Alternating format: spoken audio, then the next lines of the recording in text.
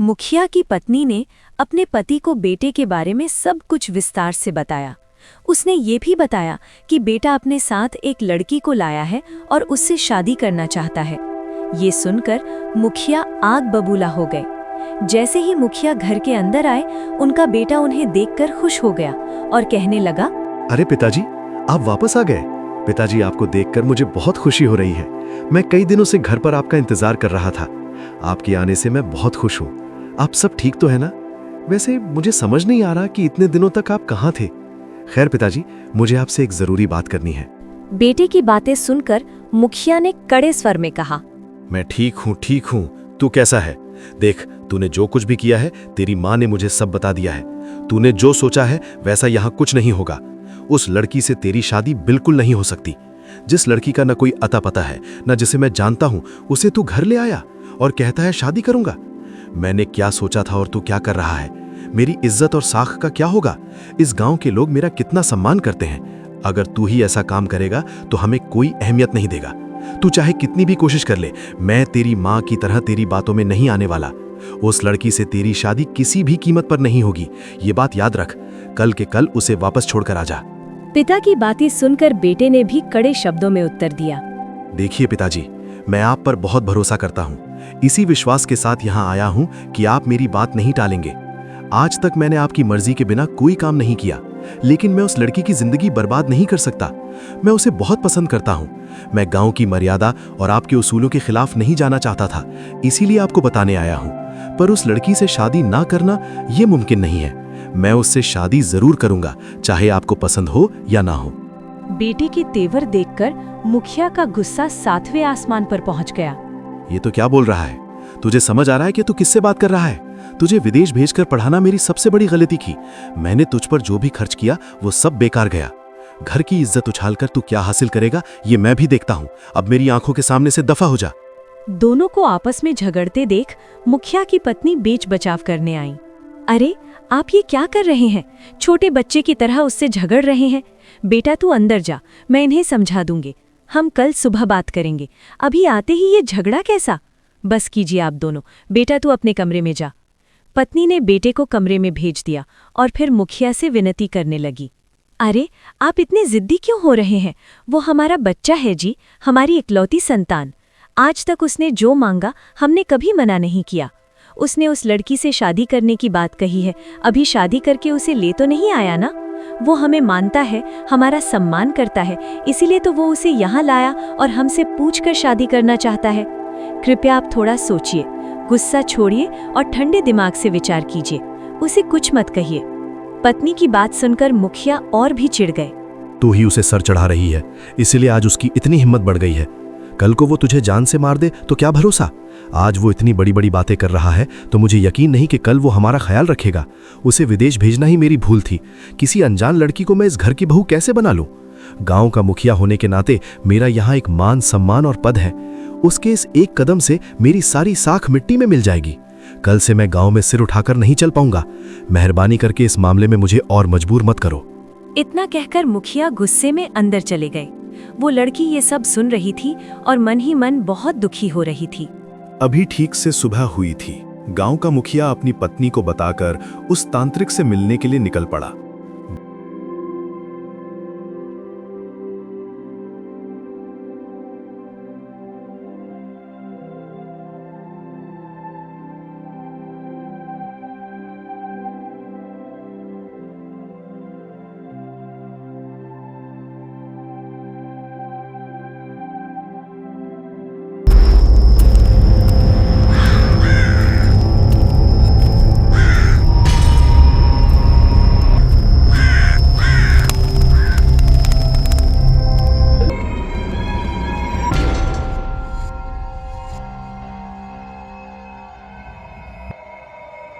सुनो, क्या तुम एक बार उस लड़की को मेरे पास ले आओगे?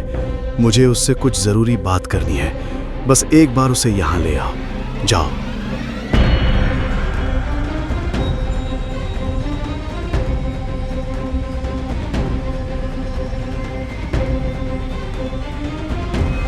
नमस्ते चाचा जी। नमस्ते। मुझे पता है कि आप अभी मुझसे क्या कहना चाहते हैं। कल आप लोगों ने जो भी बातें की वो सब मैंने सुननी है। मैं जानती हूँ कि आपको मेरा आपकी बहू बनना ज़रा भी पसंद नहीं है। आप में से किसी को भी दुख पहुँचाए बिना मैं खुद कल यहाँ से चली जाऊँगी। मेरी वजह से आपको जो भी कष्ट हुआ उसके लिए मुझे क्षमा कर दीजिए। आपके बेटे के मन में आपके प्रति बहुत आदर और विश्वास है। ऐसे में मैं बीच में आकर आप दोनों के बीच झगड़ा नहीं करवाना चाहती। मैं खुद आपके बेटे को किसी न किसी तरह समझाकर यहाँ से चली जाऊंगी। कृपया मुझे माफ कर दीजिए। अरे बेटी, तुम इतना दुखी मत हो। अब मुझे ही तुमसे माफी मांगनी चाहिए, क्योंकि इस गांव के भविष्य के साथ साथ मेरे परिवार का अस्तित्व भी अब पूरी तरह तुम ही पर टिका है। मैं ये बातें किसी स्वार्थ में आकर नहीं कह रहा हूँ। तुम्हारी बात सच है। शायद मुझे तुम्हारा इस घर की बहू बनना पसंद नहीं था, लेकिन उस भगवान की आज्ञा मानकर मैं तुम्हें पूरे मन से इस घर की बहू के रूप में स्वीकार करता हूँ। मगर उसके बदले तुम्हें मेरी एक सहायता करनी होगी। अब इसे तुम मेरी मदद समझो या मेरा स्वार्थ, ये तुम्हारी मर्जी है। अरे, आपकी ये बात सुनकर मुझे बहुत खुशी हो रही है। सच में मैं बहुत खुश हूँ। कहिए, मैं कोई भी काम करने को तैयार हूँ। मैं आपके घर की बहू बन रही हूँ, इससे बड़ा भाग्य मेरे लिए और कुछ नहीं हो सकता। आपका बेटा आप ही के घर में रहकर आपकी सेवा करते हुए जिए, यही मेरी सबसे बड़ी इच्छा है। सच में मैं बहुत भाग्यशाली हूँ। बताइए, मैं कोई भी काम करूँगी। हे भगवान, तुम्हारी ये खुशी देखकर मैं खुश हूँ या मेरी बात सुनकर तुम पर क्या बीतेगी ये सोचकर डरूं, मुझे समझ नहीं आ रहा है बेटे। ठीक है, अब सब उस भगवान पर छोड़कर मैं तुम्हें निडर होकर सब बता देता हूँ। तुम्हें शायद इस गांव के श्राप के बारे में नहीं पता। मेरे परिवार पर जो श्राप है उसके बारे में भी तुम नहीं जानती होगी। लेकिन अगर इस गांव की स्थिति और मेरे परिवार को सुधारना है तो सिर्फ एक ही रास्ता है, और वो है तुम्हारी प्राण बलि।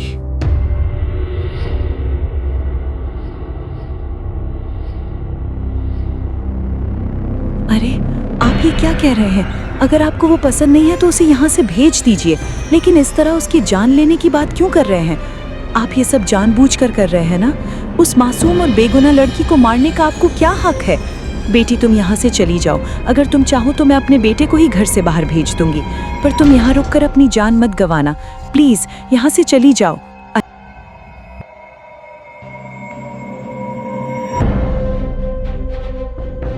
अरे आनकी, आप इतना परेशान मत होइए।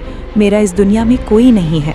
मेरे लिए अगर आज माता पिता के समान कोई है तो वो आप दोनों ही हैं। मैं बिल्कुल वैसा ही करूंगी जैसा चाचा जी ने कहा है।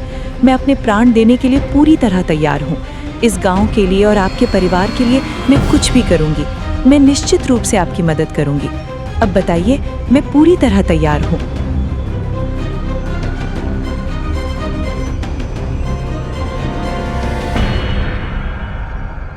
बहुत खुशी हुई बेटी।